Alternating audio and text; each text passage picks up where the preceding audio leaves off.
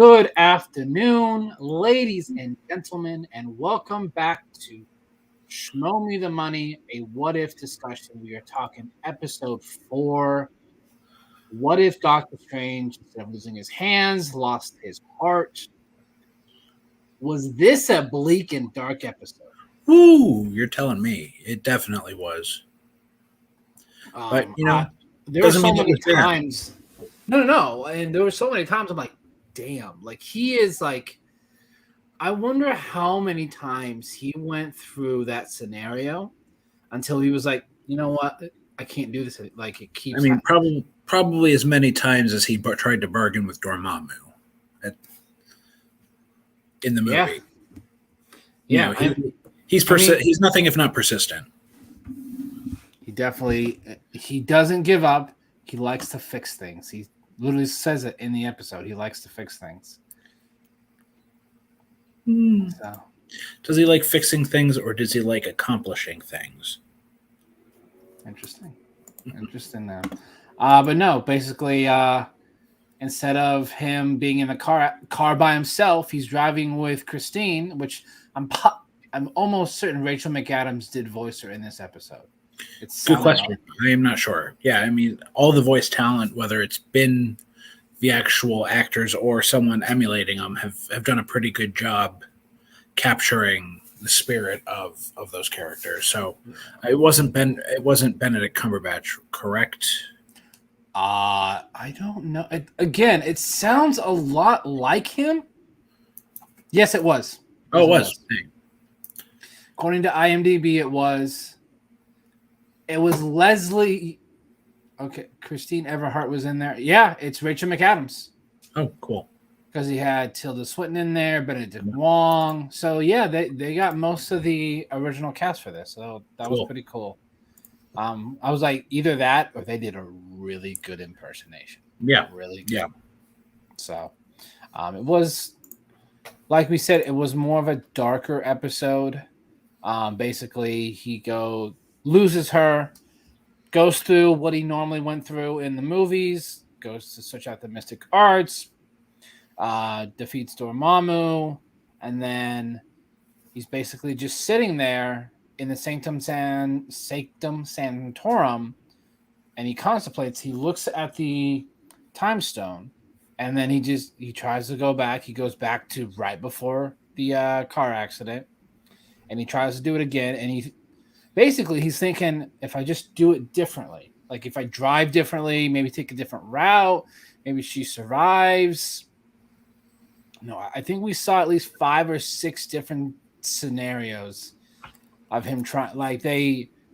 There was one where he didn't even show up, and she dies at the build. Like, I think there was a apartment fire. There's one where they actually make it to the event, and she died. Like, it was like a cough. Didn't matter what he did. Didn't matter what Stephen Strange did. Christine died. The Ancient One called that the need for her to die an absolute point in time, which I thought was interesting. Though, again, time is just funky in these multiverse, and I'm one thing I'm a little nervous for, and I will give the benefit of the doubt to Kevin Feige and Marvel so far, but playing with time can get really messy. Not even just in the context of the universe. We're seeing that now, but just with storytelling. And why is that an absolute point in this universe, whereas Doctor Strange hurting his hands in the prime timeline? Yeah, the prime timeline. I'm I guess somewhat interested in why there's these variations in these universes and why the variants aren't why there are absolute points in these variant universes as well. And that's where just my head gets really like, what the hell's going on here? And then I have some more, I guess, issues with the whole concept of the repeating time and whatnot. But I think we'll get in that a little bit later. Yeah. So he then goes and basically the Ancient One tells him, like you said, this is a absolute point in the timeline, in the universe. You cannot change it. And he doesn't accept it. He does not accept it.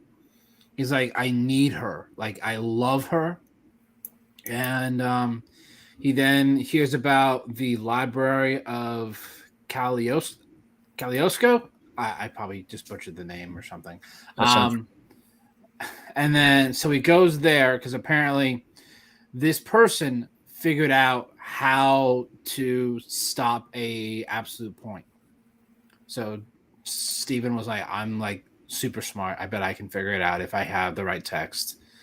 So he goes there, and while it's happening, we think, oh, it's probably just he's there just a couple days. Not that long.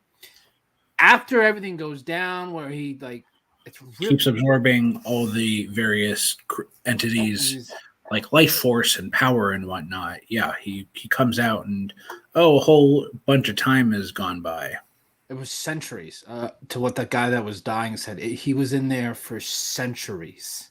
Which that was a cool twist. I mean, in the whole concept of the time, like that, it's one of those things you as a viewer probably should see coming, but don't. And I thought that was very well done. Yeah. And then, so right before he goes there, he has a little fight with the Ancient One. And at the time, we didn't realize what she was doing. But later we find out she split him up, basically. And again, this gets back into the messiness of like messing with time.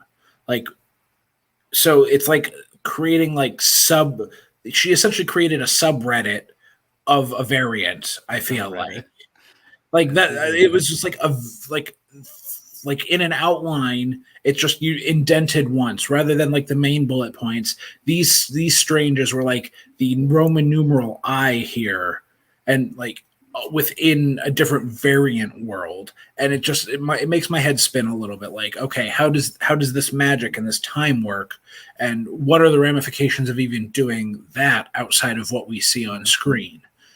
It just seems like it's creating a lot of rules it's not going to be able to live up to down the line. Based like we were talking before the show, a lot of these are one-offs. Mm-hmm. Like they're very self-contained. They don't affect any of the future episodes yet. I say yet because we don't know. We have to see the end result of this first season to see if they all. The only constant is the Watcher. He's the only one that's been involved in every single one. Right. So I kind of want to skip to the end because I was a little confused. Did he literally destroy that universe? Like the Watcher didn't. The Watcher just not the different timelines. The universe he was in is gone. Okay, that's what I thought, but I couldn't. It wasn't blatantly. No, they kind of hinted at it. Like, if you don't stop this dark Sorcerer Supreme, it will destroy the universe. Right. And he couldn't because they merged. Right. And then Steven later realized after he brought her back what was happening and he couldn't stop it. He asked the Watcher, I can't. I won't. Right. Yeah, the Watcher, throughout comics, the Watcher's whole thing is just watching. I mean, it's in his name.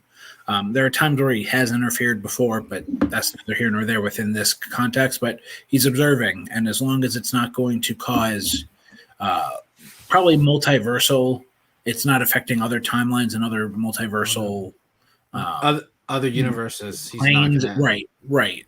He's like, you fucked this one up. Too bad. These are the consequences. And there goes one universe, one multiverse. He's probably like, this Doctor Strange got a little bit carried away. Maybe it's a good thing we don't. Right. Right. I mean, like I said, he's essentially a god. And he's like, what to him, what is one universe in the infinite number that there probably are? So this really means nothing to him in the whole scheme of things. Yeah. But yeah, no, I'm glad they did it the way they did, Granted, super bleak, but it shows there are consequences to all this stuff too, which puts me more on the pro end of this episode. I've been pretty critical of the last First. three, at least as far as my enjoyment of them. I'd say this is the one I've enjoyed the most.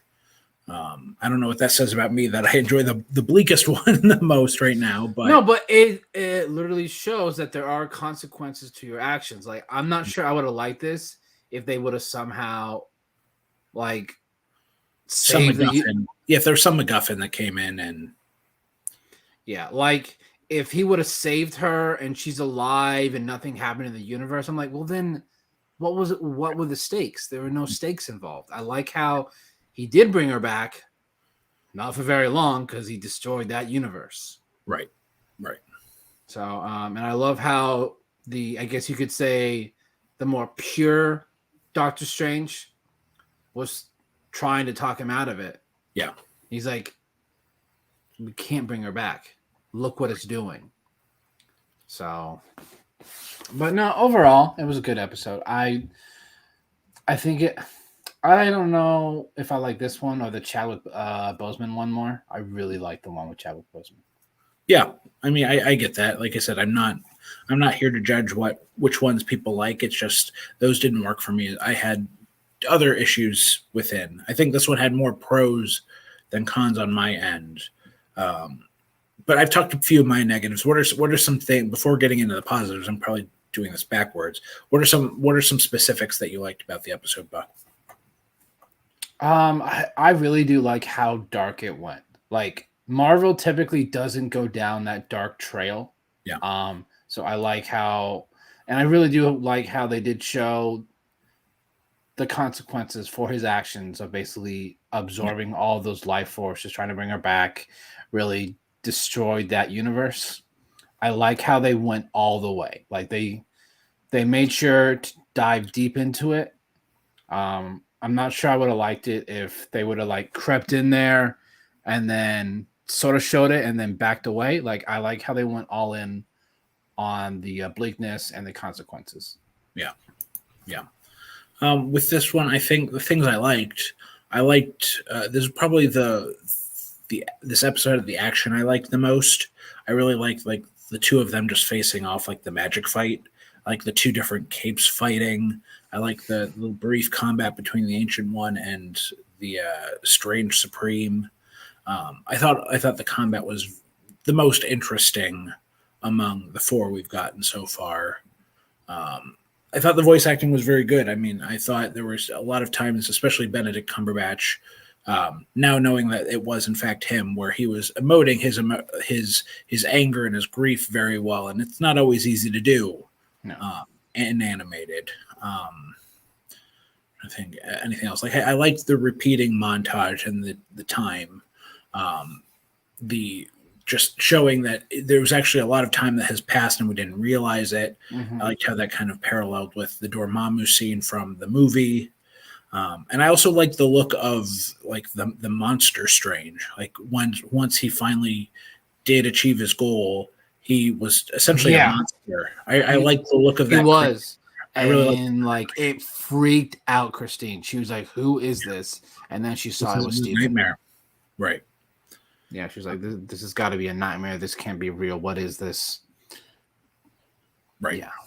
What about your cons? I think I went through mine pretty thoroughly. What were some things you didn't like, if there were any? What didn't I like? I don't know. Like, I really enjoyed this episode overall. I like when things get really, really dark and show the dark side of things. Yeah. So, there's probably some things I didn't like, but I can't really remember them first watch. I probably would have to rewatch and see there. Yeah, no, I can't really think of any. That's fine. To be honest, when I watch things, I'm so bad at picking out the negative unless it's really, really bad, blatantly obvious. I'm not the best critiquer of things, so that's why we need Jeff here. And I don't know if Jeff is watching, so let's just talk shit on Jeff. Jeff is absolutely terrible. Philly is terrible. Quiz show, goddammit. So let's see if that Anything? Not saying anything in the chat. Yeah. There's been nothing in the chat the entire episode. What if we did an episode without Jeff? This is what it would be like. We're creating our own variant timelines, Buck. Right now, it would be a lot shorter. Definitely. A lot shorter because Jeff likes to talk. I think Jeff likes the sound of his own voice. Yeah, well, you said it. I didn't. Yes, I did. I'm allowed to say it.